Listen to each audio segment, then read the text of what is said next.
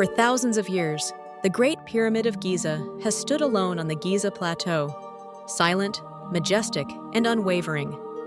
It has watched empires rise and fall, survived earthquakes, desert storms, invasions, and the slow erosion of time.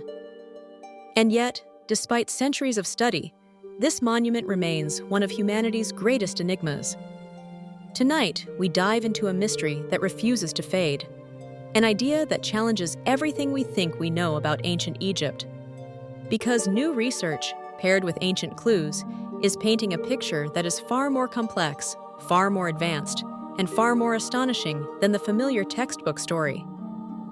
We've all heard the traditional explanation: the Great Pyramid was built as a tomb for the pharaoh Khufu, a divine resting place, a monument to eternity.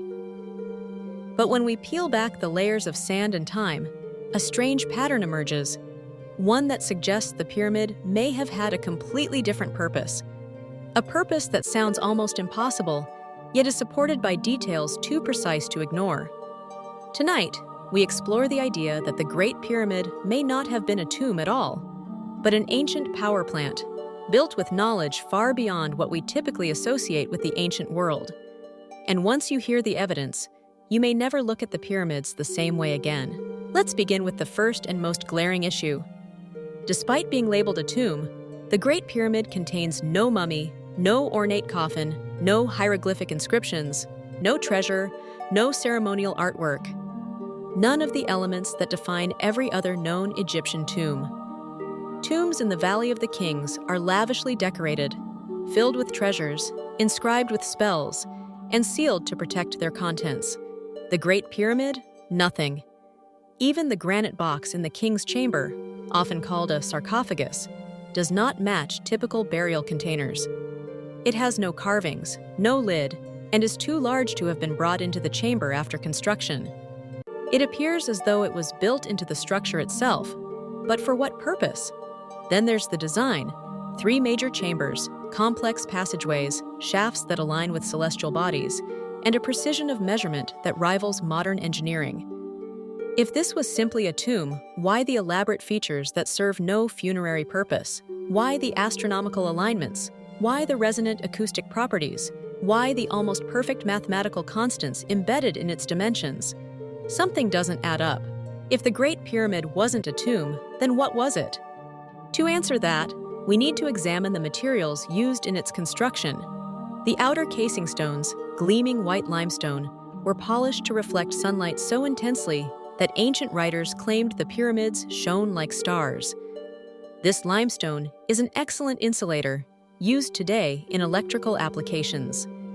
The interior, however, is made primarily of granite, a stone rich in quartz crystals. Quartz is piezoelectric, meaning it can generate an electrical charge when pressure or vibration is applied. And the pyramid's perfect alignment and immense weight could create exactly those conditions. Even more intriguing is the mortar used between the stones. It contains magnesium oxide and other minerals commonly found in modern materials designed to withstand electrical stress. Taken together, the pyramid resembles less a tomb and more a resonant, electrically active structure. Was this coincidence, or a clue to a deeper, forgotten technology? Beneath the Giza Plateau lies something many people don't know about: a complex system of natural cavities, channels, and chambers. Some are filled with water, some appear artificially modified, and others remain inaccessible. In ancient times, the Nile River's flood cycles would have caused water to flow through these underground passages. And when water moves rapidly through limestone and granite structures, it creates vibration, low-frequency energy capable of setting quartz into motion. This idea leads to one of the most compelling theories, that the pyramid was built atop a natural source of power, using the earth itself as a generator. If the underground water created vibration, and the pyramid's granite captured and amplified that vibration, then the entire structure could have acted as a harmonic resonator, extracting energy from the earth. And that's just the beginning. Inside the pyramid are shafts and chambers that seem randomly placed, yet none of them are random. The Queen's Chamber, for example, contains traces of chemical residues, zinc and hydrochloric acid. When combined, these substances produce hydrogen gas. Some researchers propose that substances were mixed or stored here to generate hydrogen, which then traveled through the pyramid's internal shafts and chambers. Hydrogen, when exposed to certain frequencies and materials, can become ionized, turning the pyramid into a conductor of resonant energy. Imagine the pyramid not as a static monument, but as a living, humming machine, vibrating, resonating, and generating a form of energy the ancient Egyptians understood but we have forgotten. Even the so-called ventilation shafts, long, narrow passages that don't actually ventilate, begin to make sense as part of an ancient energy system. At the peak of the pyramid once sat a mysterious capstone, missing for centuries. Ancient texts describe this piece as being made from a different material, possibly covered in gold or another conductive metal. If the pyramid generated energy within its structure, this capstone could have been the final piece of the puzzle, a conductor or emitter allowing energy to radiate outward. Some suggest it could have served as a beacon or a transmitter, or even a device that distributed energy wirelessly. Others believe it could have channeled energy upward like a giant antenna. While these ideas are controversial, the pyramid's overall design seems far too precise, too sophisticated, and too intentional to dismiss.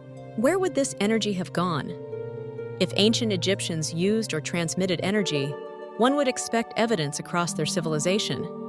And strangely enough, that evidence exists. In temples like Dendera, carvings appear to depict giant bulb-like objects connected to cables. In others, we see rods, coils, and shapes some believe resemble electrical devices. Even the so-called Baghdad battery from Mesopotamia shows that ancient civilizations experimented with electricity. While none of this proves the pyramid was a power plant, it raises an important question. Why were ancient cultures across the world depicting technology centuries before it appears in our history books? Another clue lies in the fact that pyramid-like structures appear all over the world. Egypt, Sudan, Mexico, China, Bosnia, Indonesia, Peru. Most are aligned with celestial bodies. Many contain acoustic chambers, resonant materials, or precise geometry. Civilizations separated by oceans and millennia somehow built structures with striking similarities. Did they discover the same principles independently, or did they inherit knowledge from a lost civilization predating them all? The idea sounds fantastical, yet the architectural and mathematical parallels are hard to ignore. Some researchers argue that the pyramid shape itself is not just symbolic or aesthetic, but functional, capable of focusing energy, stabilizing structures, and amplifying vibrations. If true, the Great Pyramid might be the pinnacle of this ancient engineering tradition. Let's go deeper. The Great Pyramid doesn't just impress visually, it encodes advanced mathematics. The ratio of its height to its perimeter equals 2 pi, accurate to several decimal places. Its dimensions reflect the golden ratio, found everywhere in nature.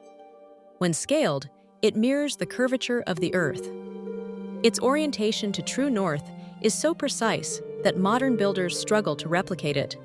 Was all of this coincidence or deliberate? If the builders understood energy, vibration, astronomy, and mathematics at this level, then the pyramid may not just be a machine. It may be a message encoded in stone, a beacon of knowledge meant to survive ages. Recent technology has added fuel to the mystery. Muon scans, particle imaging that can see through stone, have revealed hidden voids inside the pyramid. Large, empty spaces that no one knew existed. Their purpose remains unknown, but they do not align with tomb structures.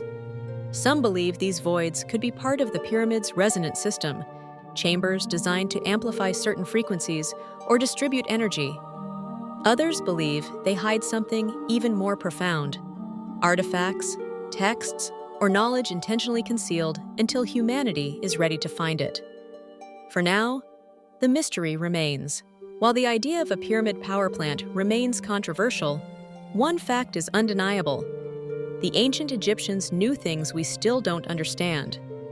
They moved multi-ton stone blocks with ease. They carved granite with precision that modern diamond tools struggle to achieve.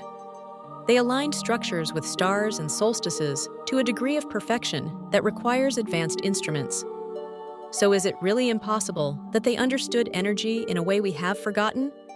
Perhaps they didn't generate electricity the way we do, but harnessed natural forces, resonance, vibration, magnetism, or earth energy.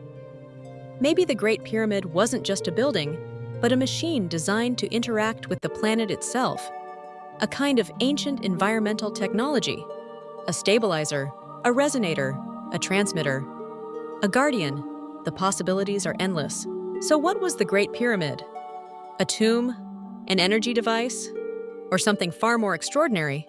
We don't know yet, but its precision, its materials, and its unexplained features prove one thing: this was no simple monument.